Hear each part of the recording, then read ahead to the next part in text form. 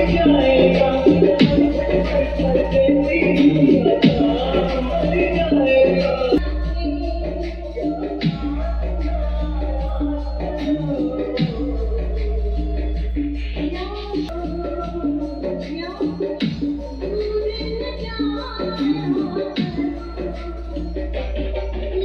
Friends, take info में आपका स्वागत है। आई होप कि आप सब अच्छे होंगे। तो फ्रेंड्स, आप अपनी देखा वाइब्रेशन किस हद तक इस सिस्टम के लिए आपको देखने को मिलेगा। तो इस सिस्टम को अगर आप बनाना चाहते हैं, ये जो है 10 इंच का है, सबवूफर इसमें इंक्लूडेड है, और 5 इंच और 6 इंच का यहाँ पे जो वोकल के लिए स्पीकर यूज किया गया है, ये सिस्टम लगाया गया है। तो फ्रेंड्स, अगर आप इसे बनाना चाहते हैं, इस सिस्टम को जो काफी पावरफुल है, आपको मैंने अभी फिलहाल दिखा दिया है, जो पानी रख के छोटा सा बॉल में, कि वो कितना वाइब्रेट कर रहा है नॉर्मली साउंड पे। तो फ्रेंड्स, चलिए शुरू करते हैं इसे बनाना।